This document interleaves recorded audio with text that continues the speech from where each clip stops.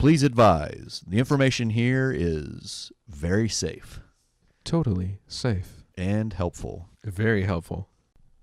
Welcome to the HotnCole podcast. Where it's all meat and no mashed potatoes.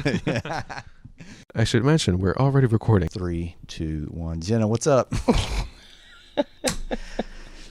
Okay. This is go time. Are you already recording? We're on, yeah. Recording's on. Your attitude changed. You thought I was a joke. I always love that when people, because when I do Zoom now, they're on there with me. And I tell them, we're not recording yet. Because they immediately come on, they're like, hello. Like, that's funny. Yeah. My goal, usually when I do these, is to just say, like with Jason Smith, I don't know if you saw that one. I immediately brought up one of his movie clips.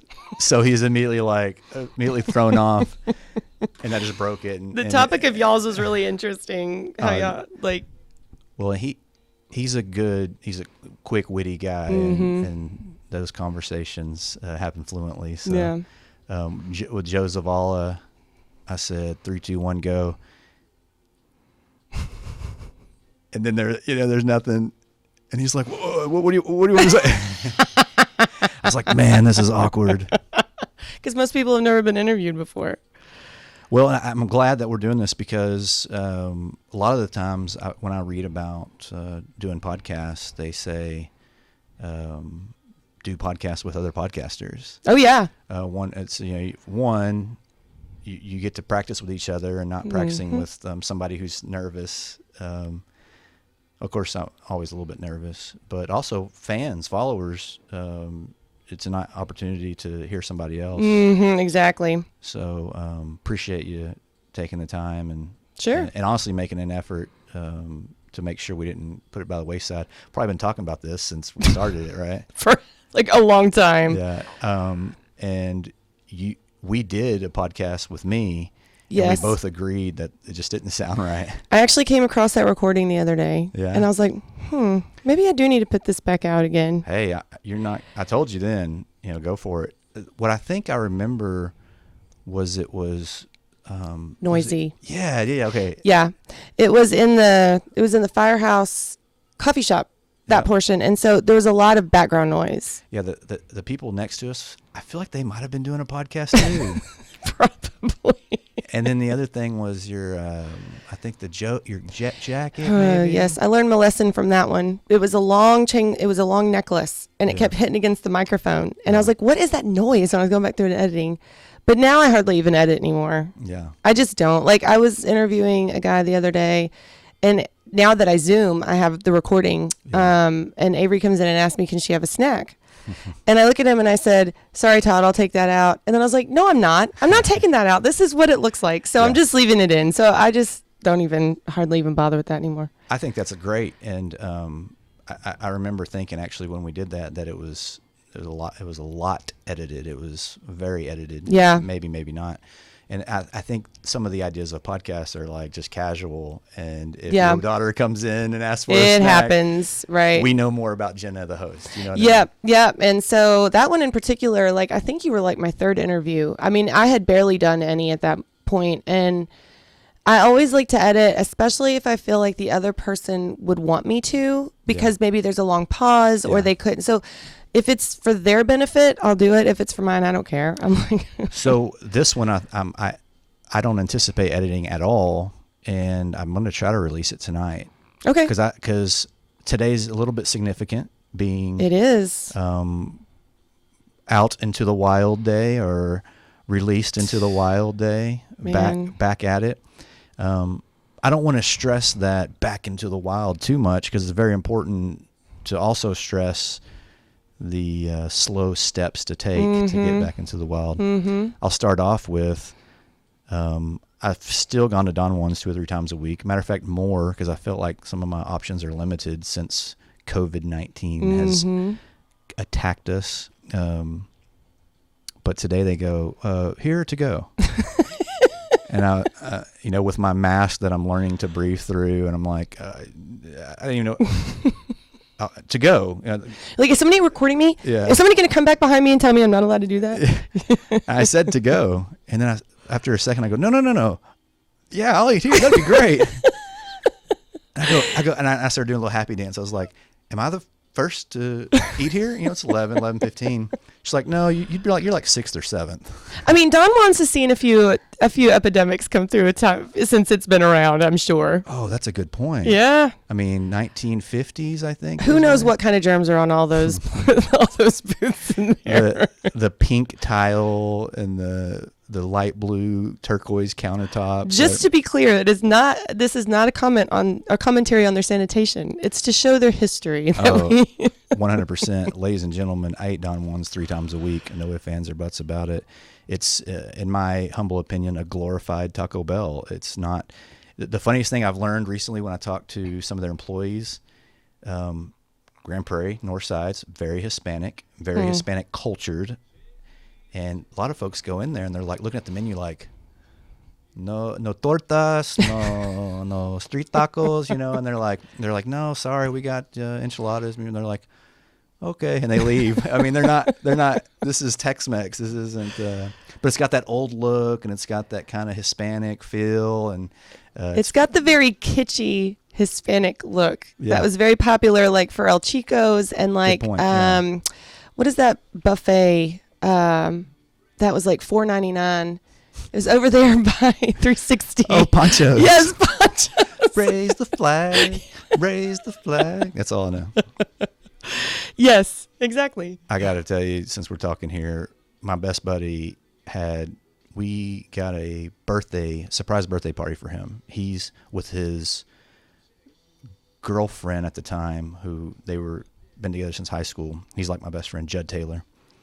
So his family, her family, me, a couple of friends, we got 20 people at Panchos, and Judd loves Panchos. God, this has been years ago. And Jessica's sister calls him, says, hey, I'm at Panchos. My credit card doesn't work. I need money to be paid, to get him to come in.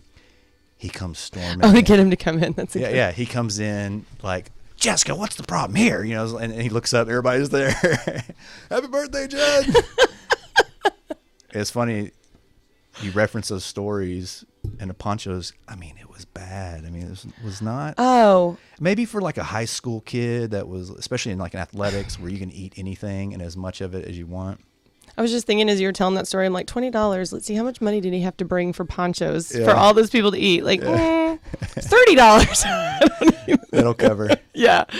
Need a tip though. But they always had that bucket of beer at the end. And I thought as a kid, I was like, this is like interesting. Like there's just beer and ice. Like I'm more concerned about like do people come here to drink? Like, is this a place that people come to do that kind of stuff? And buckets of beer seem a lot more popular now than then. It was kind of strange, I guess. Yeah, but it was the trough. Like at the end, remember there was like there was like the orange Fanta and like all those like specialty drinks. Fanta. And I would always ask my parents, I'm like, can I have one of those? And they're like, no, there's fountain drinks. Those are because you can get refills of those. But I just was like, man. Yeah, I remember that. And I'm like, how good could this be? There was like 30 different things on that buffet. That's a lot for as cheap as it was. Yeah, and it's like, what 30 different things were there? Right. Now I'm like really curious. Like how many different kind of refried beans were there on that buffet? Not very many. Panchos. Okay, so I've still gone, and this is because I'm downtown Grand Prairie, and so I still go to Gordo's. I'm a bachelor. I don't... Literally last night I cooked rice and sauteed vegetables. Like, good for you. So in 6 weeks of quarantine, I cooked at home once. The day before, we don't have to. We can actually go out. So my daughter is with me a lot of the time, but then when she's not with me, because I have been grocery shopping and going and doing all that responsible parenting stuff. But then yesterday I was like, I just want a sandwich. So I had to go get gas at the gas station. I was like, I'll get some Cheetos. That sounds good. Yummy. Because I'm like, I'm not going to take my kid to the gas station right now. But I was like, that sounds good. I think I'll have that. Cheetos are so dangerous. Which kind, though? The crunchy or the puffs? I got to tell you, well, the puffs. Of course. Thank you. H-E-B has Blue Ranch Cheetos, puffy Cheetos. Wow. I bought some... And bought an extra bag and gave them to my buddy because I knew he'd love them. So after that bag's empty, he goes online and orders like a 6-pack of full bag of Cheetos from H-E-B store. I have a question. Oh, go ahead, sorry. Well, he's addicted. It's very addicting. He couldn't stop. Were you upset when they changed the recipe? To You know, they used to be the smaller puff size, Oh, and then they really? became the bigger puff size. Okay, so maybe that was the thing with these HEBs. They were still the normal puff size because it was HEB brand, right? It wasn't Cheetos. Oh. Yeah, so Cheetos is the brand.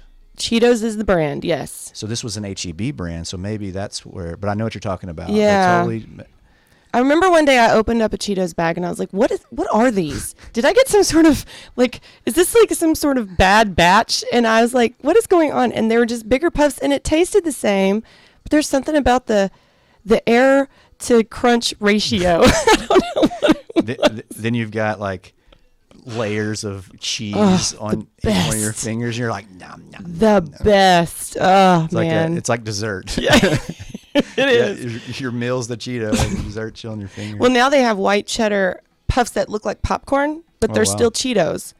Those are delicious. I've got to imagine they're probably dietary wise like the worst thing you can eat. I mean, I've heard they're only like 5 calories and they have a ton of okay. protein. You had me for a second. I know. I'm like, really? I'm gonna go get some Cheetos. Just trim down here. Do not go eat Cheetos for protein. That is not what I'm saying. No. So you were able to go to the grocery store regularly and Yes, and what I did was I would try to make the trips as small as possible, and then she would hang. Did you bring Avery? No, she'd be in the car, so she's 9, and I would take my dog, and she'd sit in the back seat, and I would literally be in for like 5 to 10 minutes, and I was just running in to get something until I got her a mask, and then she'd go in with me. But kids just touch everything, man. So it's like I just didn't trust her, and I didn't trust her to understand how to stay away from the people we were walking by. Yeah. And that's a whole nother situation, like with grocery stores. Like we're trying to socially distance, but then it's like it's so awkward when you're walking down the aisles and the Yeah. person's coming at you. And you know, in Texas, normally you'd be like, "Hey, what's up, man?" Yeah. But we're all just like, "How far?" Like Yeah. on the side of like where the groceries are, like just trying to avoid. Your hair is knocking over products as you're like sliding by. I'm like, this Oh, is so. excuse me. But there's stickers where we have to stand in a Yeah. line. But as we walk by each other There's in not. the aisle, no, it's crazy. So I didn't trust her for that. This is all new to everybody, and I don't put blame on anything. But that was the mask is one of the interesting thing, is that 4 weeks solid of no masks when this was potentially the worst it was getting, right? And then week 5, they're like, you got to wear a mask. Well, and I understand everything's reactive, but it was kind of interesting. I went to the store for 4 weeks, Guanataco, probably once or twice a week. Wait, did you call it a store? The taco store, yeah. Sorry. Is it like a restaurant, or Yeah, is it's it? a restaurant. But you called it the store. The store. That is a bachelor thing to say. Well, it is the store to me because that's where I buy my goods / food. / tacos. I'm trying to think. Because I would get stuff, I would specifically order something to eat later on. I So I'd get gotcha. my meal then for that meal, and then I would order something to munch on later. Golly. I actually enjoy cooking. It just becomes so much of a hassle. It is. And the cost, if I cooked at home, ultimately it would be cheaper, but No, I'm right there with you. I think that when you're a single person and you don't have to worry about kids or anything, it is actually probably cheaper to eat out. overall. Because you do get you don't eat every single bit of what you get, and Yeah, and so you like know. I love making chili pot, or and that'll last me 3 or 4 days. Well, by the 3rd day, it's like, oh, Enough is golly, enough. No more chili. yeah. But to your point about the masks and stuff, like my biggest thing was, so I took a food handlers class. I had to take several, where we actually had a whole section about how to use gloves and how to make sure to change your gloves and wash your gloves and In sanitize. a food handler class? Yes, in a food handlers class. When did you do that?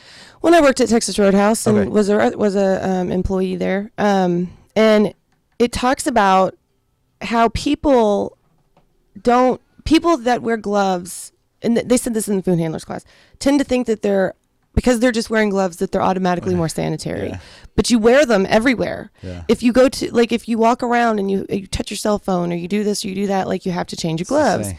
And so my thing with the masks, and I saw this firsthand, telling people to wear masks and not telling them how or what Sure. you're supposed to be doing to wear them. I would see people that had them beneath their nose. I would see people that would just have like flat. I saw one lady, and you know those plastic protective things that go. They're not the like they kind of look like a. There's a prevent splatter onto your face. Like if Oh, you were yeah. like a welder, it would be Yeah, like yeah. that kind of A welder mask, mask. but it's like a plastic mask. And I'm like, and she had it on, and it literally came down to the middle of her face. And I'm like, what is that doing? Yeah. That is doing nothing. So I'm not saying at all don't wear masks. Yeah. It's just the amount of people I saw that were wearing them thinking they were doing anything, but they weren't doing it correctly. I was like, So I'm not trying to fight you, but I'll contest that something is something, right? something is something, sure. It's not the most effective way to do it. And you're right. So if I wear it all day, ultimately, I think it's better than not wearing it. Absolutely. Right.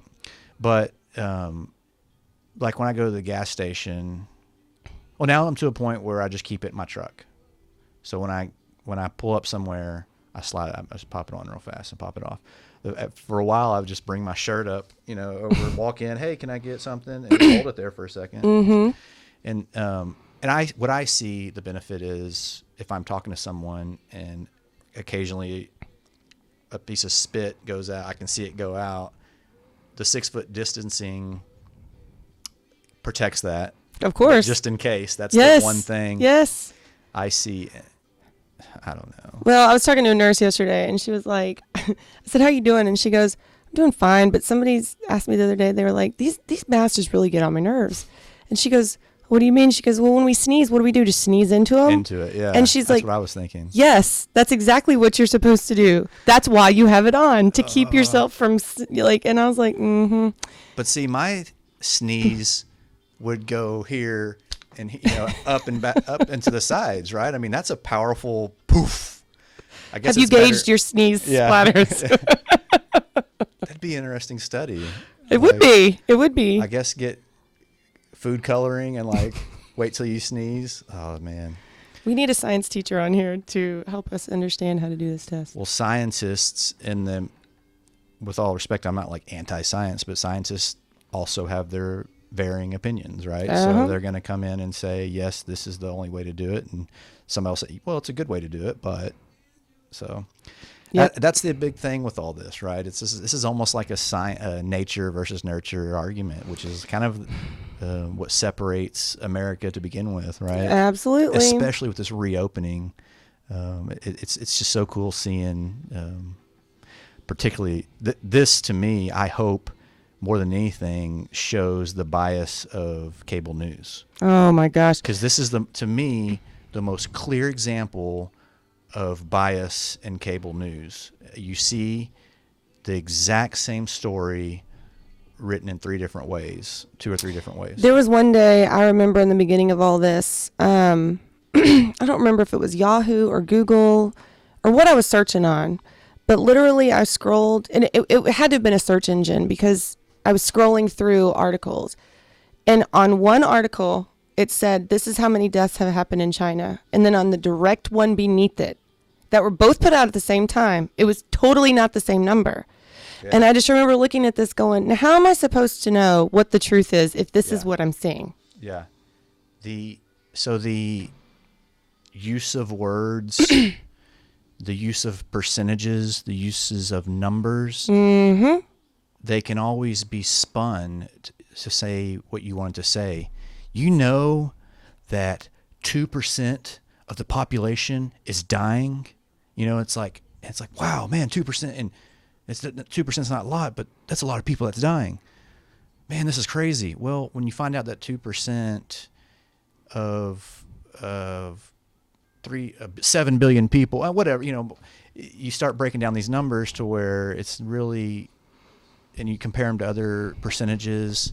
50% of the people died. 50% of the people lived, right? Mm-hmm. So that's not an example in the case that I don't want 50. If 50% of the people to die, it's a serious problem. But my point is, you can make those stats look the way you want them to look, and that's what the cable news networks are doing. They're putting their spin, their bias. I don't care if you like Trump. I don't care if you like the left side, whoever their guy is, doesn't make a damn difference to me. But at least give me something I can read and form my own opinion on. Well, you know, the UK is starting to crack down on this a little bit. They've got a new campaign called Don't Feed the Beast. I heard that. Yes, it's really interesting. And it talks about how, first of all, they're starting to hold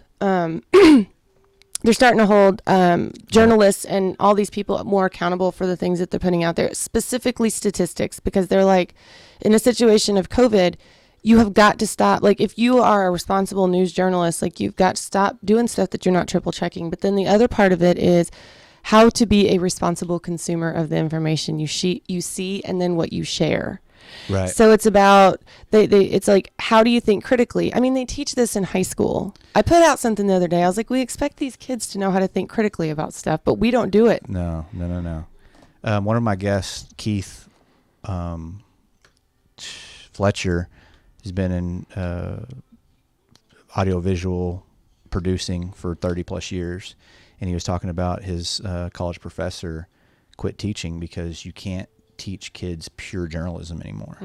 He said every one of them have their own opinion and they're going to report it with their bias. And he goes, I just can't. I'm not able to teach them how to report anymore. He says it's kind of a big problem, man. And right or left, whatever you're viewing, if you saw how much money they're making by you clicking and reading their article, because that article, I'm going to say, justifies having the economy shut down, right? More or less, I mean, generally speaking, whatever article is in support of shutting down an economy or a bad crisis. Well, okay, I'll sacrifice. Money's not important to me. I'm going to go home. I'm going to sacrifice. Meanwhile, that article you're getting your news from, they're making 20 times more money because of this, right? And so if you were able to see that and recognize that, I just want people to know to look through the lines. I don't know how to. Well, first of all, to your point, like, I've got an interview coming up with Melissa Tamplin Harrison, but she was a reporter with WFA, and she was a reporter at one point in time. Now she teaches it. She's a professor, and we were actually talking about this exact thing. She's like, I'm having all these kids that I'm teaching were born in a time when journalism and reporting came with opinions. Oh yeah. So we've actually taught them how to be like this. From day one. Because every single thing that they've seen on the news has come with an opinion. And so that's number one. Number two, you and I are both business owners. We're entrepreneurs. We understand SEO keywords. We understand how to put stuff out there to where people can, because how do you think that they find us? Yeah. Is by knowing how to go on the internet and all that stuff. Well, there's a good point to that, because there's a reason we do that. But then there is I'm making this headline and it's not even about what the article is even about. There are people that's their job. Yeah. To just be headline writers. That's a problem. So what's the solution, right? I mean, they're business owners. They're a news media. They want to make money, right? I mean, that's what they're there for. I mean, you've got to find like a publicly funded or a government funded, but then you have government bias, right? So the UK, they have a nonprofit. It's a nonprofit charity that are fact checkers. And if you send articles over, if you send information over, they will fact check them. Yeah. I don't know if people started seeing on Facebook lately. If you post something, it'll say on there, this is partially not. Yeah. So that's the kind of stuff that we need to start to see is. Fund that. Yes. My biggest thing is, first of all, don't just share something just by seeing the headline. Read the actual article it comes from. Yeah.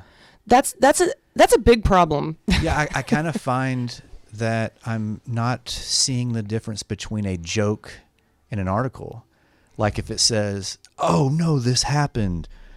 Great guy, top of the line. He's a anti-Trump guy. And he posts an article that I'm going to make this up because I don't know the exact, but you'll get the gist. Trump makes $10 billion off of masks or something like that, right? And it's a Babylon Bee article. Yes, exactly. This guy doesn't know that Babylon Bee is a satire deal, and he's like sharing it like, man, this guy is making money off this, and he gets all like crazy upset. I'm like, oh my goodness. I literally private messaged him. I said, sir, man, I love you to death, but this is a satire article and this is not accurate at all. He's like, oh man, he actually had to go in and like, point is the bias is so strong on some sides that you see things and they could be a joke, but you're like, oh man, that's what's going on. And you share it on Facebook. Absolutely ridiculous. I think that also too, if people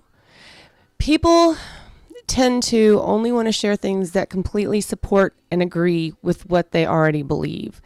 If you're sharing something because confirmation bias. Bias. It's a psychological term. That's exactly right.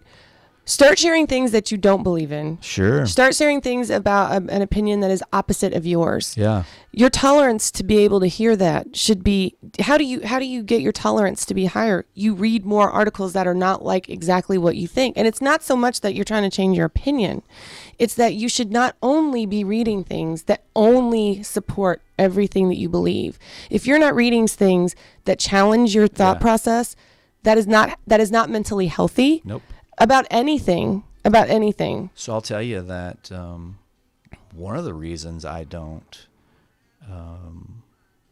share those articles or I avoid political posts, I don't want to hear the backlash because there are trolls out there. Mm-hmm. Absolutely. And so when a troll posts, one, you're not following up with your statement and you're ignoring it or whatever. Or two, you get yourself caught up arguing with some dude on the internet about nothing. You know what I mean? That's never happened to me. Yeah, right. Well, and I'll, for me personally, with my position, it's better to not, unless it has specifically to do with something I can influence in my role. I'm not going to dive into that. Well, no, nor should a lot of us. And I'll tell you why. Because whether or not you're in a position now, you're going to be in a position later. And if there's one thing I can say about arguing about a point, just always remember that there's not just the two of you in that argument. And there's not even just the people on that feed in that argument. There's people that are watching what you're saying that you don't even see.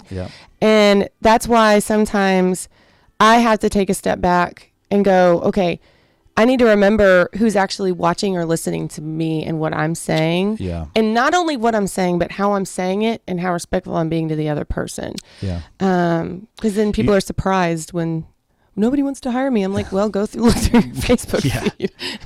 Yeah, the decapitated head in your Facebook profile pic. It's not going to get you going. I don't know, well, Jenna, I mean, I follow some of your comments and such, and I think you do it very well. I think you're able to keep a calm head, and I think it benefits those who attempt to do good things but aren't recognized for it. So, the only thing I would suggest is don't let it get to you. Don't stress over it. At some point, I learned. I did just kind of say, it's not that I don't care. I think what happened is I got 2 or 3 friends that aren't on Facebook or aren't on Instagram. They never have been. And as I spend time with them, I realized these guys have never been on social media and don't care to. Right. And, they've got good jobs and work and family, and they just never even go down that road. They live their lives not experiencing the stupid stress that we've unintentionally put ourselves through. I think that's extreme to not be on social media these days. I mean, it seems like that's a common thing.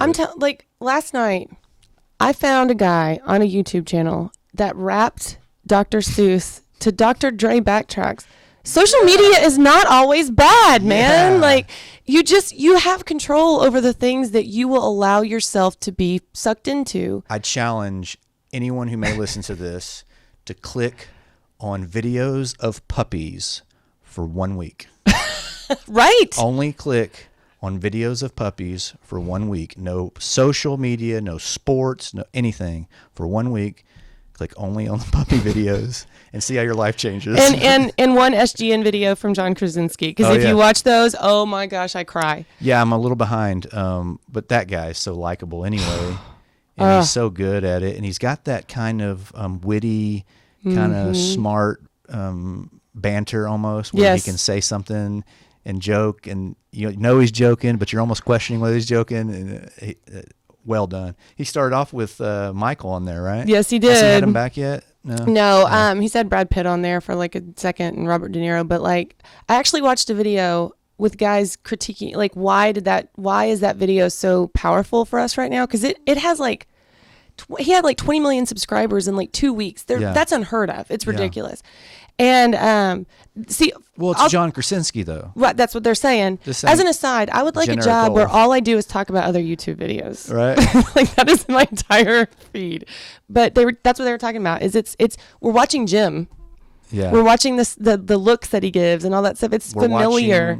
Watching, reach back to one of the most popular sitcoms that's ever been out, and your most beloved character in those. I mean, Michael might have been the funniest or the lead guy, but everybody loved John or Pam and Jim, right? Yes. Pam and Jim. I remember the girl I was dating back then. She was always like, "We're like Pam and Jim." In what way? Cool. Yeah. And that's exactly why girls loved The Office back then, right? Because we were like, we want our Jim. Where's our Jim? That just is in love with us secretly and won't tell us, and then just wants to marry us. Wait, you like that? Man, I should be having. No, I'm kidding. Yeah. So part of that leads up to, I kind of wanted to. I think this is important to say publicly. Again, nobody's really listening, but so. My mom is listening. I've been blessed to, once or twice a week I go up to City Hall and eat, as I do normally, but I get to eat lunch with our leaders. Sometimes other councilmen will come, and but a lot of times just Chief Dye or Steve Dye now, and Tom and the mayor. Mayor's up there every day, by the way. Mayor. Why am I not surprised? It is a routine. So he's everywhere still. Yeah, to start socially distancing in totally, but yeah. To start, he always goes up there. It's part of his routine. Mayor Jensen always does a great job. I think a lot of it's the right timing. Mm-hmm. As our previous mayor left, who had been there a while, that's not good. I'm not saying it's good or bad. As we were evolving into social media, Mayor Jensen came in. He had a great grasp of social media, and that being such a tool in city government, any government, communication is probably the most important thing. Mm-hmm. Why do you do this? Why did you do this? Why isn't my street fixed? Why, whatever. Well, Mayor's able to just answer those questions. Most city employees, they got a desk full of work. They don't have time to go on social media, look for your post, and find out why your street isn't fixed, right? I'm not belittling anybody who wants to complain about their street being fixed, but the city government isn't designed to communicate with people. Now Mayor Ron Jensen's able to do that, and as if he's a millennial that has been doing it his whole life, right? So well done. And the reason I start to bring that up is if you ask him a question on social media, he's going to answer it. Mm-hmm. He made the comment the other day, he's like, sometimes I get so many questions that I simply just can't, I don't have the time to get to each and every one of them. Mm-hmm. But if, 5, 10, 15 a day, I bet you he can handle. So he always said, I feel like I even see more than that sometimes. Well, and I have no idea. No, yeah, to your point. So the general approach, which is the correct approach, has been we have been reactive, right? Mm-hmm. We're not COVID experts. We're not national shutdown experts. So we've been reactive. Federal, state, county is all above us. We even had in-council debate on what if we want to do stricter or less strict policies, and he said ultimately within small range, the county sheriff can come in and enforce whatever they want to do. Well, Grand Prairie's in 2 counties, so do we do what Tarrant County said do it? So we've talked a lot about this. So cool, Ron Jensen, who answers everybody's questions and does everything he can to weigh both sides. He's the best communicator I think there is when it comes to being in politics. He kind of started going on a rant. And when I think of rant, I think the back rooms of the city hall government arguing and yelling. You hear the voice in the background, somebody getting pissed off, and it wasn't like that at all. It's like a slightly less collected. Yeah. That's what when you say that about him, I'm like, oh, that just means that he just isn't his collected normal. Well, he's like, Mayor Jensen. I think we were talking about opening back up and masks and what we're going to do and such. And he's like, we can open back up. We can do it if people follow the rules. He goes, but I'm 69 years old. I'm not opening back up. I'm wearing a mask. I'm social distancing. And there wasn't anything specific or point he was making. He was just a little bit more fired up. And I'd seen messages before. He made a statement, and then somebody said, well, Abbott sucks. He said, well, I know, but Abbott, like us, we have experts that advise us on these things, and he takes into account where I don't care about Republican, Democrat. He's trying to protect us. So, and then the other person said, oh, Abbott this, that. And then somebody said, he kind of gave in to that person a little bit. Like, you're right. We got to make sure we're careful about this. Then somebody jumped on him about giving in. And so here the nicest guy in the world, who's the most communicative guy in the world, gets caught up in this rabbit hole on Facebook. And I feel that is what caused, obviously partial, what caused him to kind of, for the slightest bit, feel perturbed and stressed out. I've often wondered, I've wondered a lot in the past few weeks, what type of, what this is doing to the mental health of our leaders, of our elected leaders, because you guys did not sign up for this. Well, nobody that... sort of, but yeah. You did not sign up for COVID-19. Yeah. You did not sign up to have absolutely zero idea of how to handle something this serious. Like I was talking to... Hey, you got a street problem? We can fix it. Right. Hey, you got economic development? We can talk about it. Yes, COVID-19? absolutely. Oh. What is that? And I was even talking to the guy that ran Aransas County Airport when they were talking about the hurricane and how they were planning for an event that on the coast of Texas. This is something that they know might happen. Yeah. And how difficult it is even to prepare, and then how difficult it is to react when it actually happens, because it's totally different than what you expect. And that's an expected event. Yeah. That's nothing like this. And Wow. what's amazing to me is how little people can't step back for just 2 seconds and ask themselves, okay, you go be in charge of millions of people and then expect to... The expectation on the part of them is just beyond me. I never, ever have a problem with how the elected officials handle things until I feel like they're trying to take advantage of it for their own power's sake. Yeah. When I see that, that's when I get aggravated. But as far as everything else goes, y'all you're just being told as much as you can how to do it. So I do feel bad because... Well, so... I just, the reason I bring that up is I want anybody who may listen to understand, I guess exactly what you're saying, in the sense that Ron has his whole heart, mind, body, and soul into protecting the citizens of Grand Prairie. Absolutely. He wants to protect economic development. He wants to save lives. Yes. And he himself is in the category of life that needs to be saved. Right. Please understand, that's one of the most important. I mean, the guy's 69 years old. He's a healthy 69 in my opinion. But to kind of see that was very, very cool. And I immediately I was like, man, I love this guy. We're blessed to have him at the helm right now, for this city anyway. And that's regional. He's involved in all the regional. There's amazing how many different councils there are that have pots of money for roads or development, and he's involved in every one of those. I mean, this is the type of guy that could run for state senate type deal. I not that he will or even thought about it, but he just has that type of web and net. It's just, think about how it feels if people gauged really how it emotionally felt to be involved in a Facebook discussion that you are not when someone does not agree with you at all. And then you get off of that you're like, okay, enough is enough. The rest of your night, just pay attention to your own mental, how are well-being. Yes. Are you aggravated? What do you have to watch to bring yourself down from that? And then ask yourself, if you were somebody like a mayor, like Mayor Jensen, how it feels to be talked to like that all day long. Yeah. And he still does it anyway. Yeah. And that is a testament to how much he really wants to be a part of the community and make sure that he's asking how people feel.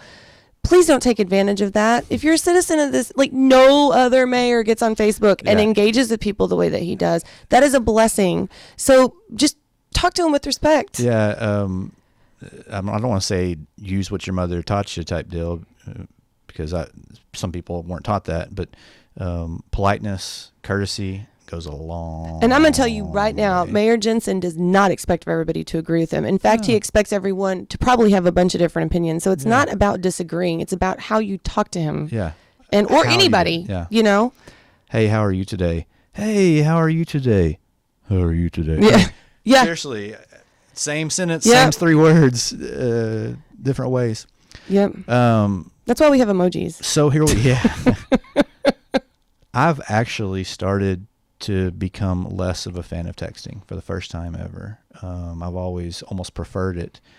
And I've noticed you've called me more often than you've texted me. See? Yeah, There I you did go. notice that. Sometimes I'm like, I'll start a text. I'm like, that's not what, okay. Because there's no, and maybe I'm a little bit more persuasive and have more pitch and when I'm talking to communicate something a different way, whereas a text is just straight. And then my texts are a lot more, my responses are a lot simpler. Yes. No. Do you feel like that's because you're sad that you haven't seen people or heard their voices as much? Yeah. I just want to hear your voice. I didn't really have a question, Jenna. I just really wanted to see how you're doing today. Hey, what's up? Big gulps, eh? Well, Cheetos. Good. yeah. Yes. So we're opening up, right? This is day 1, 6 weeks, right? Went by. Is that about right? I think 6 or 7. I think it was spring break. I had a few recordings in here and we were kind of talking, had a college kid in here and he was like, dude, I just found out they postponed next week. I'm like, are you serious? They had postponed a week. Hello. 7 weeks later. So bars technically are closed. Correct. I think that means 51% bars. That means, so when you get your alcohol license, you're a full bar if 51% of your sales is alcohol. Mm-hmm. So your restaurant can serve alcohol because the majority of their sales is food. So no Cowboys Red River. Right. Got it. Which is dancing, right? Correct. Which is not social distancing. Not at all. Okay, so dancing, bars, concerts. I mean, We're sitting in here and you've got how much Ranger stuff? How sad were you that you didn't have an opening day this year? oh, our leader, Linda, gave me my favorite idea to get the Ranger schedule and my business cards on a magnet. And I had ordered, 100, 200 of them. I'd already sent out 50 or 60, just like happily, just dee. All right, Ranger season. I'm advertising. And then like COVID-19 hits and I got this stack of Ranger schedules that are literally worthless. Your face is on the disappointment, the top of the disappointment on the calendar. No, I'm just kidding. I'm getting no business on that one. It was sad though, right? It was weird. It was really weird to not have an opening day. So, and I hate being disagreeing on this, because I was never opening day guy. Right. I was a while back, but I got to a point where the crowds, I'm just, it's my old age, I guess now, when the crowds are like that, I can't handle it. But simply going to a baseball game, sitting down, I like to keep score sometimes, watching a double play, a guy fielding a ball. I mean, a guy chasing down a fly ball. I mean, I love that aspect. And that's very much likely not. And going to the new stadium. Oh, yeah. It is awesome out there. Yeah, man, I totally forgot about that. So we literally we are likely to be able to go to a game this evening, watch a Ranger game this evening. And let's say this weekend when it's 95 and we're like, let's go to the Ranger game and sit inside in the air conditioning. And I am going to go to a lot more because of that purpose, because of that. But if you haven't been down there, oh my gosh, it is incredible. So did you tour it? No, but I did go down, and there's a hotel that's right there. What's it called? The Yes? hotel Lowe's. Lowe's. Yeah. Lowe's. It's nice, and then it's right next to you. I didn't Do realize they also have condos?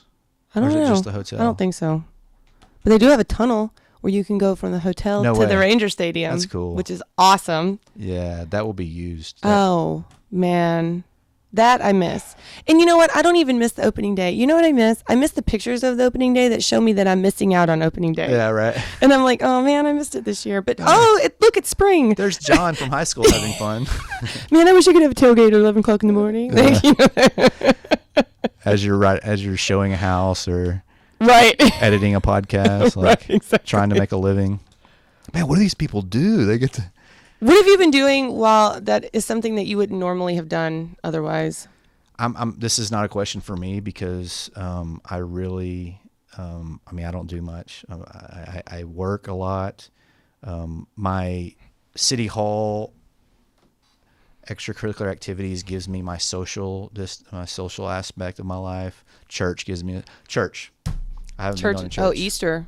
Church. That was Easter. weird. Yeah. To me, that was and I'm not a Bible banger, man. That's what I define my Christianity. Like I need to go to church because I got issues, and so, but church, just being there with the people that you know and they know you, Yeah. that's what I've missed the most. And so Sunday, officially churches can join. Well, or have services. Well, our church decided we're just going to keep closed. And I'm cool with that. Well, I'd rather it be safe. Yeah, I totally agree. I'll tell you one thing that I've done. I've caught up on 80s movies I never saw. Nice. Have you been watching me on Facebook? Yeah. So did you say something about Goonies? Okay, so I've seen Goonies a gazillion times, but I made Avery watch it. Oh, that was what you were Yes, saying? and she's like, I don't understand Chunk. And I'm like, nobody really understood Chunk. It's just what was in the movie. No, Chunk is the man. Wait. Chunk is the brother of the... Yeah. The eyes. No, I have never... I watched Ferris Bueller. Oh, my God. Oh, Bueller was the one... That I'd never seen. So I've got a good friend of mine. Her last name's Mueller. And the minute I met her, that's all I've ever every time I see her, I'm like, so Mueller. But Ferris Bueller's Day Off. Oh my gosh. That was one of the best, just like kind of easy going, fun, kind of everybody loves Ferris Bueller. Sounds like you have a differing opinion. I can just see it. Okay, so here's the thing. So I watched that one. I watched Fast Times at Ridgemont High. Yeah. Caddyshack. Yeah. Never seen Caddyshack. I've never seen it all the way through. Caddyshack? Yeah, people think I'm crazy. It's And I'm a Chevy Chase fan. I liked it. I liked it a lot better than Fast Times at Ridgemont High. Yeah. I did not like that movie. Yeah, it was... But then I watched American Graffiti. So there were some things that I'd seen, but like so I'll put it to you this way. There's a podcast right now, and it is Nicole Byers and another female comedian that are about our age, and they never seen Star Wars. So now they're watching all the Star Wars, and then they have one guy or girl that is like a Star Wars expert that comes on and talks to them. So they're coming at it from an opinion of, it's been around my whole life. I know of it. Yeah. But how do I feel about it as an adult? Yeah. That's how I feel when I watch these movies, because I knew a lot about Ferris Bueller. You're right. So you've heard many stories. The catchphrases. And you've probably seen a few clips. I've seen the parade scene. I've seen him in the shower with the mohawk. I've seen all that. So I kind of knew what was happening. So maybe for someone like me, that's... What's the song? Shake it on, baby. Shake it up, baby. Twist. Yeah. Yeah. That's a Beatles song, right? Yeah. Of course. Yes. And so I've seen that like in many places. So when I watched it, it was just kind of anticlimactic. I don't know. That's how I felt about... What do you think about his buddy Cameron, who was like... I thought he was so mean to him. Deep dark... Yeah. Well, and I swear there's a video that's like, Ferris Bueller's the worst human being that ever lived. I know! And it goes through this deal of how what he does to his family and friends and principal. And do you ever watch Zach Morris's Trash on God, Funny or so Die? good. Okay, if y'all have not watched this, you have got to watch this. It is 100% correct, like the way he describes it. And it's not like trying to sell something. I mean, Zach Morris is trash. But for some reason back then, it was just like kind of a funny thing that he did. It was a quick, quirky little, You know, Screech was Screech's job, right? Yes. He treats Screech like crap, man. Treats all of his friends that way. Hey, it's 2020, man. You can't get away with what you did back then. Did you know they're rebooting it? Are they going to be like teachers maybe? Yeah, like so AC is like the coach, and then Jessie Spano is his wife, and she's a teacher. The thing is, that's pretty cool. And it's all their kids. Well, I was going to say, like, it's just a different. I mean, that was a reflection of, obviously not direct reflection, but of the way kids were. Mm-hmm. You had jocks, you had popular kids, and maybe you still do to a certain extent, but it seems like our generation of kids are a little bit more. I mean, there was a movie where the guy was kind of a bully. He was like an adult or a college kid that had to go back undercover to high school. And he remembered in high school, like the cool bully and blah. So he's acting that way. And everybody was like, dude, you're so mean. You're like he's like, what? So the popular kids were like the really nice, sensitive kids. Right. Like almost like political correctness, right? Like, anyway, I feel like kids nowadays are a lot more woke, I guess, Well, I'll tell you this much. Okay, so there's an episode of Saved by the Bell where he tried to date somebody that was in a wheelchair. I remember. There's an episode of Funny or Die, Zach Morris's Trash, about that episode, and you need to watch it because it is really Zach Morris's Trash. Is that the? It's YouTube. It's a YouTube thing, I think, or Facebook, or one of the two. It's not like it's a. Oh, you'll find it. You will find it. Yeah, just Google. look. But then there's a show right now called The Healing Powers of Dude, and it's about the service dog, and it's voiced by Steve Zahn. It's the voice, but it's a kid that has social anxiety disorder, and his best friend is in a wheelchair, and she's got, I think, multiple sclerosis. That's what we didn't see. And it's not all about their disabilities. It's about a character that's just how they live life. Whereas the stuff that we would see is accentuating that this person is different. The stuff that kids are seeing now is accentuating that's just normal. Right. So that's the difference. That makes sense. And I like that. I like that a lot. Well, it's a growth thing, you know, and nothing will ever be as good as it was. But actually, it's better. Oh, totally. You know what I mean? And so you always think that was cool. This was this way. This was that way. Well, that's a nostalgic thing. Well, but even in we're that, actually way better. Oh gosh, yes. I mean, like, but even at that moment in time, we had 90210 and stuff that were bringing out issues that people of their generation didn't watch. I can't say I ever got into 90210. Was that Luke Perry? Was Luke Perry on that one? And the reason you're asking me like that's not obvious. Like even if you've never seen 90210, like Luke Perry. I knew. I mean, that's what I mean. I knew, but I can't say I watched an episode where I said, "Oh, there's Luke Perry," right? Like I can't say. I mean, it's flipping channels. I'm sure I. So you're so not a 40-year-old woman that watched that every week, and I was like, Luke Perry, where are you? But those among my generation definitely watched it. So a reason I brought that up and asked the question about Luke Perry is I think my favorite movie of all time, 8 Seconds. I was going to say, I knew where you were going with that. Never seen it. It is almost guaranteed to almost make me cry whenever. So at the very end of the movie, Tuff Hedeman is his best, his bull riding buddy, who, by the way, later won like 5 titles after Lane died. Played by how's that goofy guy? I don't even know who it was. It was one of the bald ones, I think. Haley's dad, wasn't it? Anyway, I don't want to overthink it. So Stephen Baldwin, sure. So he's riding the bull. It's in Vegas. It's the championship. Lane's family's there. He goes his 8 seconds, and after the 8 seconds, he win. Like, you know, 8 seconds, you jump off the bull. Well, he keeps riding, and the crowd's like screaming. It shows Lane's parents and Lane's wife or girlfriend. No. So the mom's like, "Is he hung up? Like, you know, he can't get off. He's hung up, can't get off." It's so corny. She's like, "No, he's riding for Lane." And they're like, and it shows like a close up of the parents, and they have this like like this prideful like swallow, and they're like their chest sticks out. They're like their eyes bright up.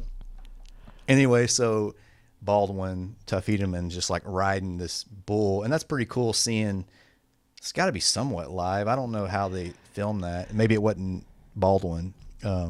So he finally just jumps off, like he rolls off and lands on his feet, and he does this deal with his hands. What Lane used to do, used to flap his hands to wave at people, and then it shows the image, and then it kind of flashes to Lane doing it, and then flashes back to Tuff. I'm like, oh God.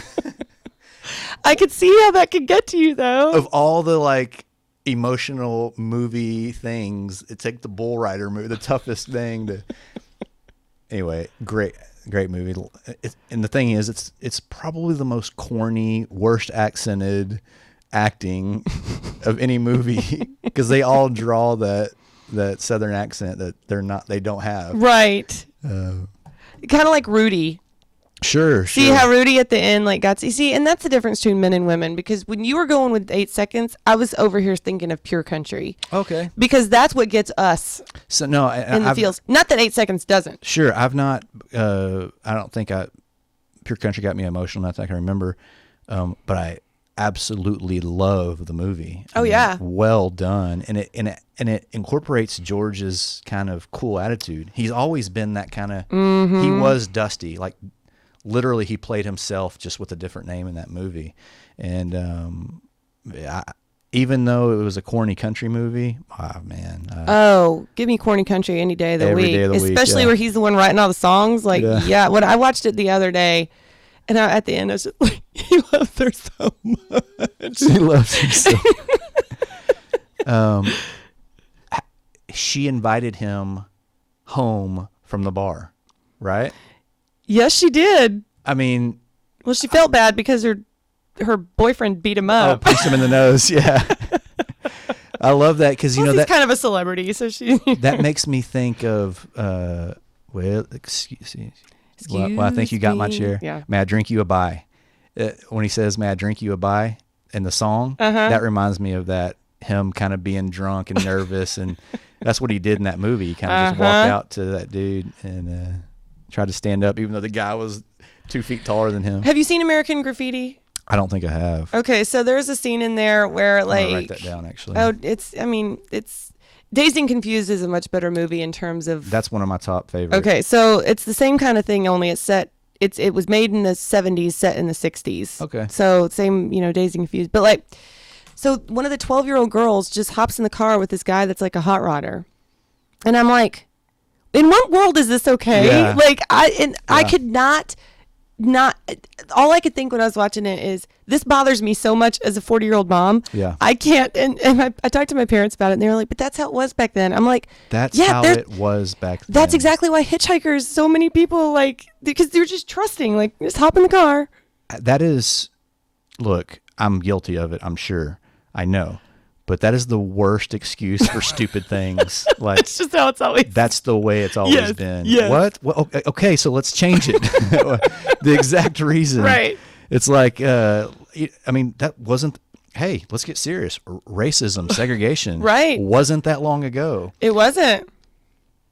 I always want to be clear, make my argument that born in 1982.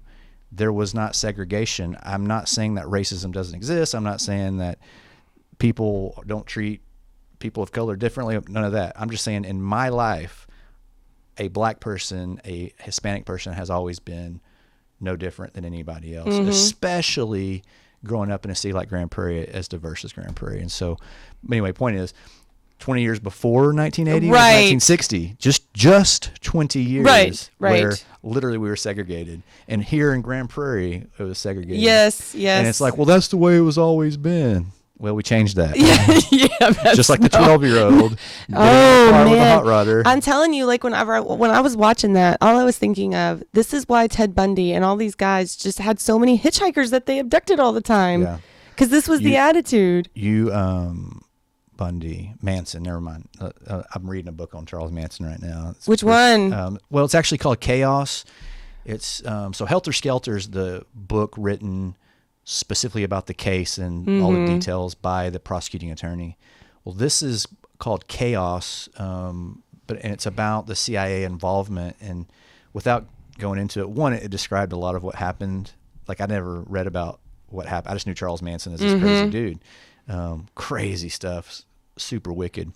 But it goes into, like, he was a felon on bail, and they had evidence of him around known criminals, around guns, stolen cars for long periods of time before all this happened. And so they think that, he was some type of informant, or they think, actually the book, and I'm only about halfway through it, but the book goes into, they think that he shot a Black Panther. And they think he was going to take his clan, his family, and attack the Black Panthers. So the book's saying that the federal government was using him and promoting him to attack the Black Panthers, who at that time was considered a disruptive group, right? Yeah. So,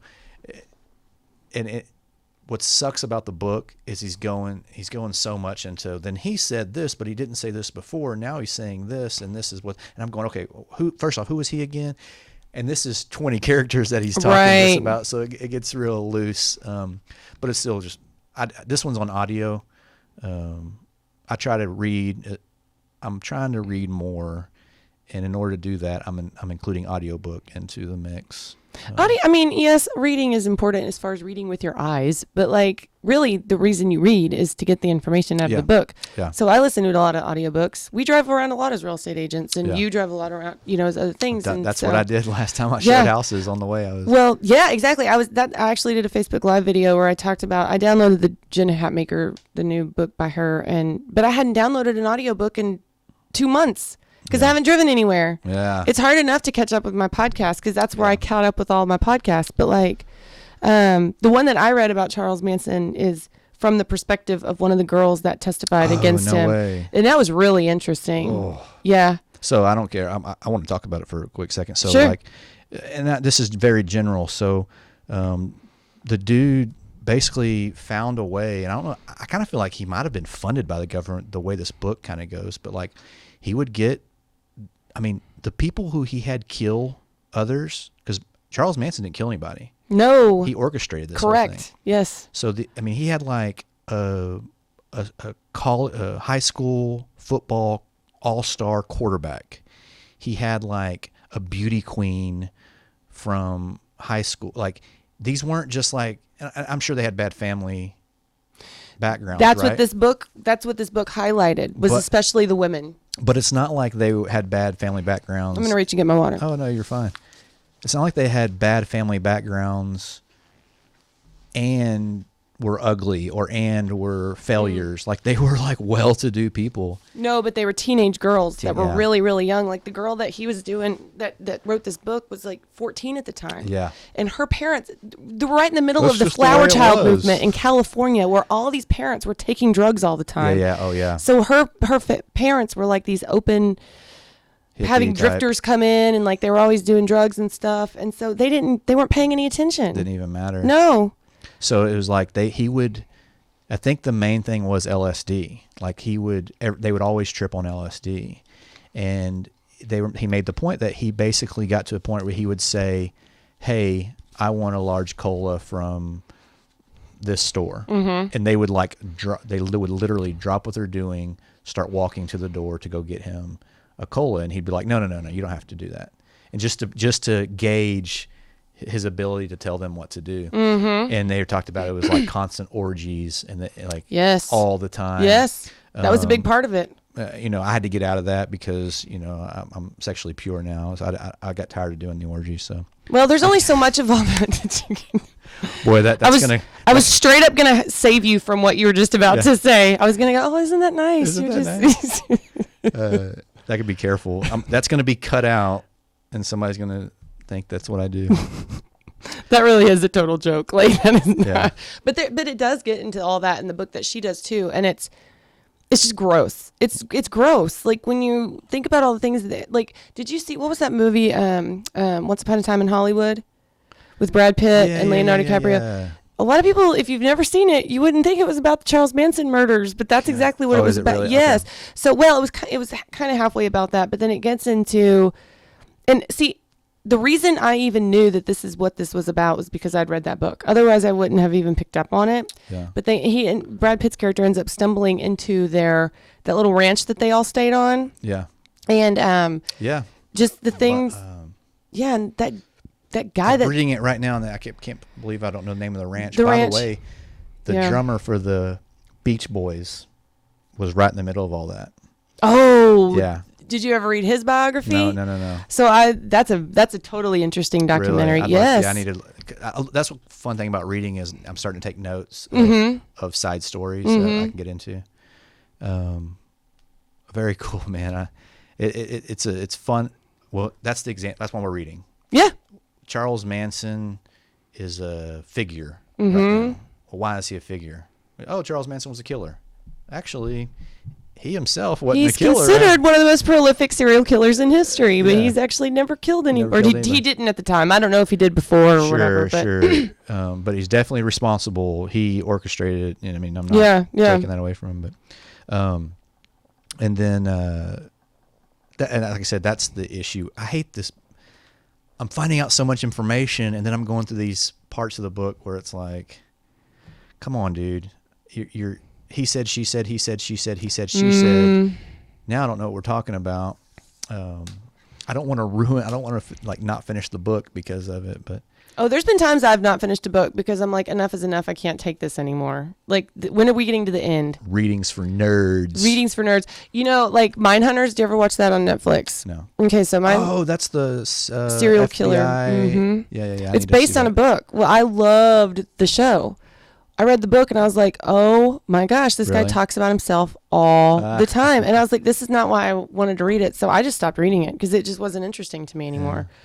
But I try to do that. And you know why? So that we can have conversations about things other than just what we're seeing on Facebook all the time. COVID-19. So it's like, go just, yeah. Well, and that's part of the podcast. I just got that Quanah Parker. That's what I'm reading right now, Empire of the Summer Moon. And being in Texas, my great-grandfather is, I think, Cherokee Indian, full Cherokee Indian. So that puts me at like an 8th Indian, right? And so like, hey, we live today. I'm an 8th Indian doesn't mean I'm an Indian in any way, shape, or form, right? But being a Lonesome Dove, talking about movies, Lonesome Dove fan, and the Texas history, this Empire of the Summer Moon is all about what happened literally right where we're sitting within, a couple hundred miles. And the Cherokee Indians would, once the Spanish conquistadors came in, they brought their horses, and it completely changed the game for the Comanche Indians. The Comanche Indians were like a normal tribe. Well, once they learned and mastered, it took about 100 years, but they mastered the Spanish pony, and they would ride into a camp 100 miles away. I mean, just all day, all night, just ride as fast as they could, attack, kill everybody there, and then ride 200 miles away. Right. And so they were elusive. You couldn't catch them. They had their skill with bow and arrow was unmatchable. They literally wiped out the map. So Quanah Parker, of course, this is a whole book, so I'm summing it up. His mother is Rachel Parker.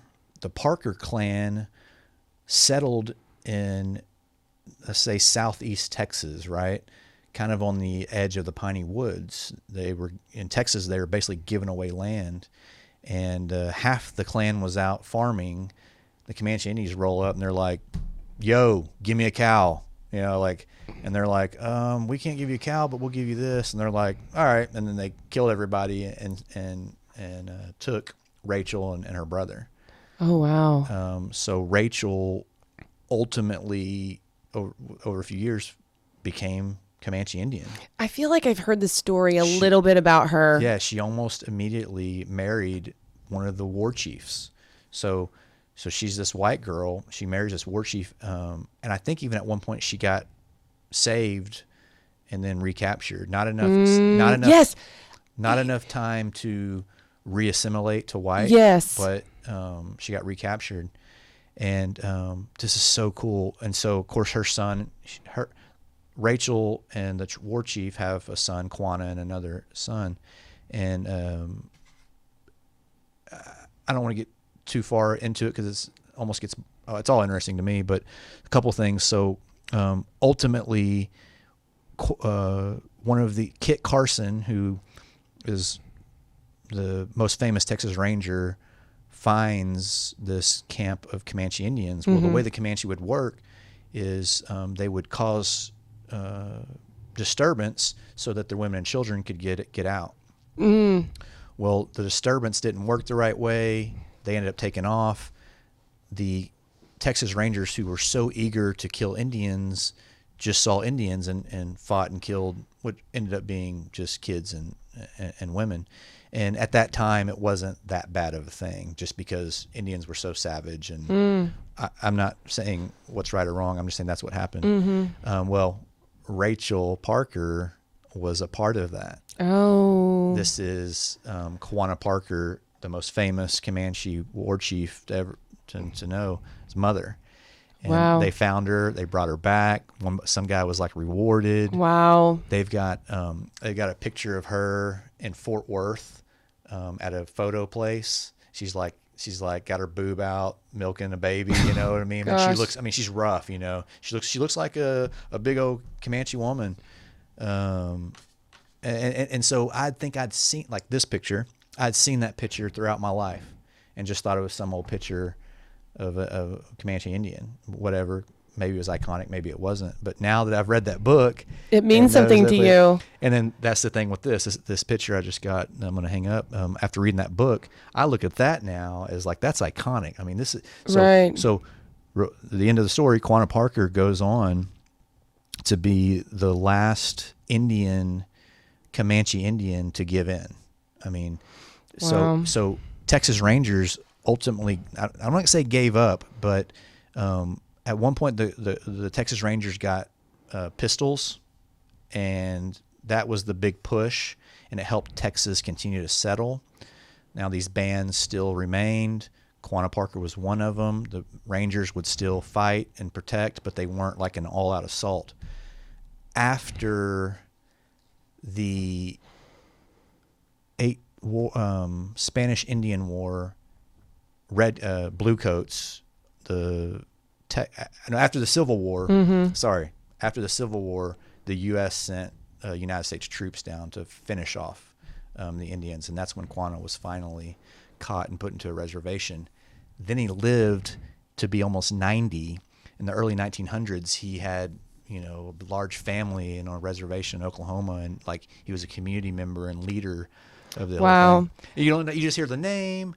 I've seen a few of those iconic pictures. You don't know much about it, but now you're reading a book about everything that you've enjoyed and loved, and now it all makes sense and comes together. This is why history is so important, and like Texas history especially.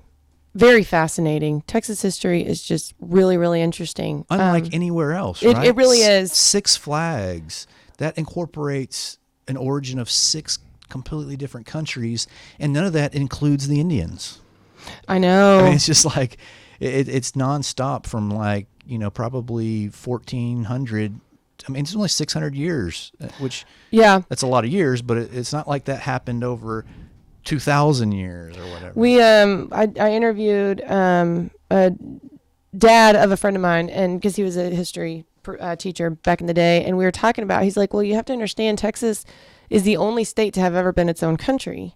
Yeah. And so, because I was asking him questions about, and you're an elected city official. We're going to secede.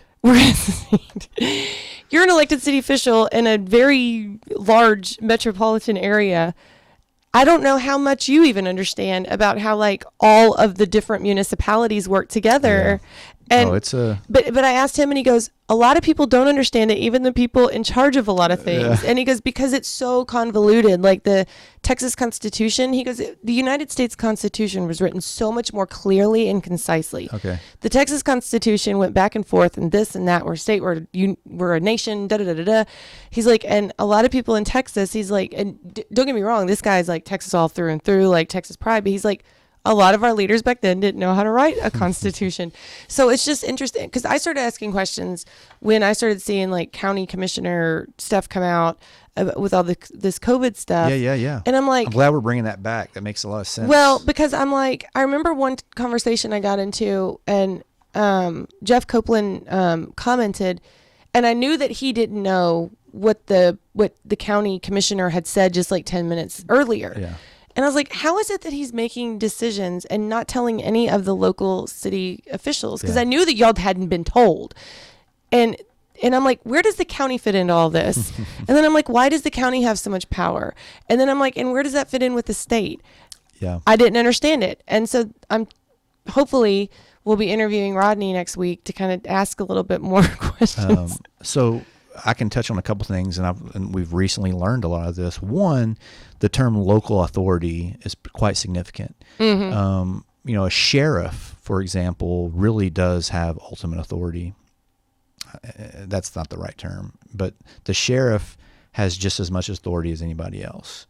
Like from a legal perspective or from a criminal, like, or both. No, he's the elected. Sheriffs are elected. Right. So it's not just I'm the law enforcer. I mean, he's the law enforcer. Thank you. Law enforcement. That's what I was trying to say. Yeah. And so, and he has influence on everybody else. Okay.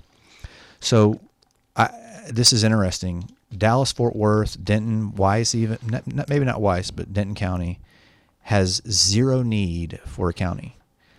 I adore Elba Garcia. I think she's a sweetheart. And so I do not in any way, shape, or form mean to belittle what she's doing. But the county was basically set up because it's such a rural area. You had to, in that area, you had to have some type of authority and law and on the way things are done. And so that's what counties generally are, and that's everywhere. Dallas County and Tarrant County are full. There is cities and authority in every part of the county. So it just adds that too many chiefs. There's not mentality. any unincorporated land that is not a part of a city in DFW, but that's why they have counties. So do you? Well, for the most part, I don't know. If I was gonna say, do you know that for sure? On the 'Cause outlying you're areas. awfully close. Yeah. And if you go all the way south in Grand Prairie, you're not in those two counties we're talking about. Travis County is where Austin is, and I think it's completely. The point is, it gets interesting. Now, county is 100% needed just south of here and just east of here and just west of here. But, in Dallas County, it does overlap. On the same note, it does allow more funding opportunities, more reasons to get together, and that's actually going. Anyway, it's an entity that has authority. Because there's 220 counties in Texas. 220. I did research on this actually. Okay. Here's the thing that people need to understand about Texas. It's so big that you cannot possibly govern a state this size with as many different ecosystems and all the different terrain and the different. It's a good point. Ecosystems alone. Yes, ecosystems alone that we cannot have just cities. We can't, there has to be something. Well, if you're going to have counties everywhere else, you have to have counties in the places where there's even cities. Yeah. It just gets really convoluted because in a time like this, when we start getting all these mandate orders and blah, blah, blah, I'm like, who is this and why does this matter? Like, why am I not hearing from my mayor? And then it's like, oh, wait, the mayor doesn't have the power in this particular situation. So it's relative, right? I mean, the mayor is your authority, but his authority is trumped by the county. So the mayor potentially can, and you have every right to follow what he says, every obligation to follow what he says. And we discussed that. I think I said that earlier. So what if we want to be less restrictive in our city? It's like, well, the sheriff can come in and enforce that. And then whatever Texas enforcement agency, used to be the Texas Rangers. I'm not sure they exist, but at least in a very small fashion. But they would enforce a county rule or even a city rule if they needed to. And it's funny, that's that ongoing joke, too many chiefs, right? Like, oh my gosh. So you got your district councilman, you got your mayor, You got your elected county rep, someone like Dr. Elba Garcia, and then You have a county judge. and then the county judge. Then you have a county commissioner. Is that who you're talking about? So county commissioner, county sheriff. Then you've got like state rep, railroad commissioner. Right. Well, I was gonna say state rep. Yeah, state rep. State senate. Mm-hmm. Lieutenant governor, Mm-hmm. governor. I mean, it's just on and on. It's a lot. It's a lot, and I don't think I think you could see it the most whenever Governor Abbott just did his last thing, where he's like, cities with this many people or fewer, or this, because you don't realize, like, if I drive to Sweetwater's not having the same problems as we are. Not nearly. No. I'll argue that in its pure form, meaning trust. The leaders are, I'm going to say, Boy Scouts. That's the best description, I think. When those in charge, all those chiefs, are trustworthy and, like I said, Boy Scouts, it's an ideal system. It's a great system. When I say Boy Scout, they're someone who legitimately is doing it for the right reasons. Be prepared's their motto. Mm-hmm. They're good people. They help old ladies cross the street. They're not there to do anything except serve. Mm-hmm. And then it's a great model. Mm-hmm. The problem is it's so easy for the corrupt individual to be involved in something like that. Mm-hmm. And it just kind of is like, and then you don't want to throw, so then every politician's corrupt. So now you're throwing mud at the Boy Scouts, and just gets it's hard. Too much. It's hard. The whole thing is just really tough, and but I think that's why it's so important that people understand the documents that govern not only our state but our country. Like, if you go back through and start reading a lot of our Constitution, it's a very interesting. You need to understand the rules by which we're all required to play. He's looking at sorry. He's looking at documents over there. No, so cool. The house I just bought back in October, an old guy lived there for years, and he's got all these Abraham Lincoln secretaries of state. Those all came from that house? Yeah, and so I got another one at home that is the Constitution written. And it's not just Constitution. The Texas Constitution? No, the United States. Yeah, I was just going to see if I'd brought it up here yet. We're here on opening day, right? This is our opening day.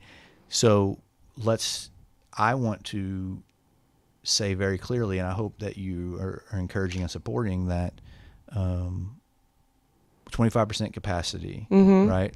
Let's be 25% capacity. And if we're 26 person or 26 capacity, let's get our food to go like we did yesterday and not complain, not worry, and not stress. Let's wear our masks for, I'm going to say indefinitely, not forever, but let's wear masks where we can. Let's social distance. It's opening day, but let's still continue to practice the things we've been practicing, right? Like, let's still get out. I mean, it's almost like holding your dog directly by the collar, now putting on a leash, right? Like, yes. You see what I'm saying? Like, yes. And it's your 16-year-old that's driving in a car, and it's like you can only go a mile away. Yeah. So don't go the mile and a half. Yeah. Go the mile. And I don't know how to stress that enough to people, in the sense that, like, we've done well.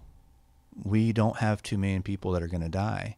The way the quarantine, whether you believe it's a government hoax or whatever you think, we've done well. It's working. Don't screw it up. I want to go to a concert in the fall. In the fall, right? I don't think that's going to happen, but I want to go to opening day Ranger game next year. You know what I mean? Like, if you're an idiot, all of you idiots that don't follow the rules, you're going to screw it up for everybody. Okay. I just can't stress this enough. I'm not telling you to stay in your house even while everybody else is opening up. I'm saying be respectful for a little bit. Yeah. Like let's continue. Let's ease into this. Let's not go to the bar tonight and party on. Cause you can't. But my point is, don't go and just like hug up with 20 different people you don't know. The hard part to all of this is going to be because it's so awesome outside. I and know. everybody, like if it was freezing cold, this would not be as bad of a problem because Yeah. people wouldn't be So as eager to go outside. Yes, and it's like you can just see it. And that's going to be the hard part. The hard part is that. But think the trails getting full. That's okay now. Like I feel like the trails, like go outside. Like don't, if you walk into a bar and there's 40 people there, go to another bar. I would be happy sitting in the parking lot Of a the bar. bar just to see people from like over there like, hey, how's it going? Like that's as excited as when I walked in here, I was like, your face. People. I get to see you. We didn't hug or, Yeah. shake hands or any of that stuff. It was just like, your face is here. Well, I live right by a firehouse. I'm very much likely to go up there this weekend, and I'm just trying to think how I'm going to do it. Like, I mean, normally before I would just pop in, have a beer, say hi to everybody, and get out of there, right? Well, I can't just go to the bar and have a beer. That's not the way it works. Why? Bars. Yeah, but it's a restaurant. You're right, though. He did mention that. He was like, if you want to stop. And maybe it's stop and get a cocktail, then go to your table. I think that's probably what it is. I don't No, think you can, he's talking about bars that people are there, like 51%. the actual bar, right? Yeah, 51%. No, like not the bar in like a Chili's. Like, Yeah. no, you can go have a margarita. You can go to the bar. Oh, my goodness. I've got a friend. She will not do anything until the nail salons and hair salons open up. On that note, I will say I'm very glad that I was wearing this because it helped shield my black roots underneath. Nice, So nice. I was like, Is oh, that good. what's going on? It was really more of an accessory than a headset. Yeah. I'm happy to provide. Yes, thank you. I Accessory. appreciate that. So let's do this if you don't mind. So Jen and I both are realtors for Bancroft Realty LLC. Linda is one of the most sweetest ladies I've ever met, and Totally. it's an absolute pleasure. Everything that I'm doing, a majority of what I'm doing today is influenced by Jenna. So nice. thank you. I mean, you're a realtor. I became a realtor. You had a podcast. I started a podcast. So, yeah. Do we need to talk more about social distancing? Yeah, right. I'm creeping on you. Well, I hope, just because I do it, don't make it cool, but I hope you know that what you're doing is entertaining to make some inspiring to others. Oh, 'cause thank you. That's what I want to do. So if you're looking to buy or sell a house, call Jenna, or if she doesn't answer, call me immediately. And if you are interested in podcasts, both of us would be very happy to have you on. By the way, I love the name of yours. I think I told you that whenever you said what it was. I was like, that's like bad A. I liked I it. got to tell you a quick deal on that. So I ran for city council in 2009. I really just did it for fun. I mean, I didn't know Councilman Shotwell. I didn't know who he was. I was involved with the city, and I still didn't know who he was. So I literally grew up right here and know people. I mean, it's a non-issue. So I ran. And my best friend since the second grade, Judd Taylor, who actually I think I spoke about a while ago, that was the poncho guy, Poncho's joke guy. He says, I call him up and said, man, I need So he's immune from COVID. I'm sorry. That is so inappropriate. When I started seeing those, I was like, that's so funny, but so wrong in so many ways. What did it say? If you've eaten here and had a picture of Poncho's, you're immune to Yeah, or I've washed my hands so many times, I saw my stamp getting into Cowboys. Anyway, Blood's still sorry. there. So I said, Judd, I need a slogan for my campaign. He's a very witty dude. He's very smart. Just one of those guys, all around great dudes. And he goes, go to the poll, vote for Cole. And I thought, and it was a corny thing, but I was like, oh, we're just having fun here. Yeah. So I put it on my signs and my mail outs and everything. And sure enough, 2 years ago when I ran, I just stuck with it. So I I emailed Judd and I said, hey, I need to brainstorm some ideas on podcasts. And he said HotnCole. And let's roll with it. See, mine is generosity, because like that is what I named my blog. And so it's spelled, my name is Jenna. It's spelled JennaRocity. So Nice. generosity. And it's called my blog was Sharing My Generosity. Well, then it was My Generosity Estate Sales, because I was like, that's perfect, Yeah. you know? So I think I might start another podcast. I've already like claimed it, but it would be Sharing My Generosity, Nice. where I just talk. Like, I really, really wanted to do like a 10-part series on 10 80s movies that I'd never seen, and had people that had watched them and loved them on there to talk with them about me. Just stuff like that. Yeah. The name's very important. If it's a 10 movie thing, and you need somebody, I think I could probably, if you're interested, I would enjoy doing something like that. Oh my gosh, how cool would that be? Yeah. I mean, you pick 5 that I have to watch, and I'll pick 5 that you have to watch. So the theme for my theme is like, oh man, I'm glad I could say it. Light, the LITE. Have you seen that by chance? LITE, like Miller Lite? LITE, yeah. Oh. So that's the acronym: learn, inspire, teach, and entertain. Oh, gotcha. Okay. Yeah, and so like if we can learn something from our conversation, if someone inspires you, if you can teach something, of course, entertain. So that's kind of what we're doing. I thoroughly enjoy it. I got like zero. I may have 10 followers, right? But like, I was gonna say, you've got people following you. But I'm just having a blast. Axel, unfortunately, with COVID-19, he's not getting out of his house. Is this your editor guy? Yeah. Intern from Dubisky Career Center. Oh, nice. Oh, yeah. So he's been doing audio, visual, and Adobe Premiere editing for 3 or 4 years. I mean, the dude knows everything. He's going to go into and make a lot of money in audio visual. I really wanted to get with the kids from GPSD and do an interview training class. Yeah. How to interview people, or, how to speak in an interview. Yeah. Because that's a big part of what these kids are doing. So that's awesome. Chamber of Commerce does a little of that. They'll do mock interviews and such things like for that. this, or like interviews like for job interviews. Yeah. Oh yeah. Okay. Job interviews you're talking about. By the way, good job on the adopting a senior interview stuff. Oh yeah, that was fun. Yeah. I imagine it was a little tough. Well, yeah, because the kids had never done anything like that before. Yeah. You mean interviewing them? Yeah, just kind of. Well, you never know what you're going to get, type thing. Shout out to the parents. This is what I'll tell you. So I had a lot of people that were interested. Yeah. I had a lot of moms that were interested. Sure, so they signed their kids up. Yeah. And then I messaged their kids and I was like, hey, I'm just going to see if and they're like, I have no clue who you are. But, hey, what did you say a while ago about creeper alert? What are you messaging kids for, Jenna? Come on. I know. Right That's what I felt like when I was like, So when I went back out, I needed another person. And I went back out. I was like, please tell your children that I'm going to be calling them. Yeah. Well, then Kathy Pryor, she was like, Christian will always do it. And of course, Christian comes from a father who's been in the radio broadcasting industry for the long time. So he was really, and I told him, I was like, for your age, like you can carry on a conversation, which is a very important quality to have. Yeah. So that was really cool. All right. It's been fun. Yeah. I appreciate you doing this. My pleasure. We'll definitely do it again. Yeah. All righty. We can talk about Ferris Bueller. Oh, wait.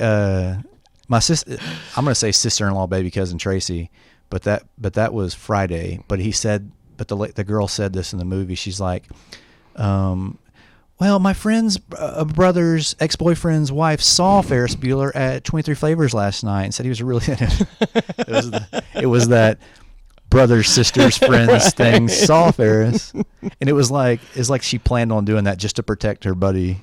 What a creepy guy. Like, he posed as that dude's dad, or the girl's dad, and then kissed her right in front of the principal. Oh, yeah. That movie, man, I'm telling you. Like, it's fine. But, man. I'm going to go watch it. Yeah, just go watch it. Yeah, exactly. All right, Jenna. Cool. Have Thanks, fun. Cole. Bye. Cool, man.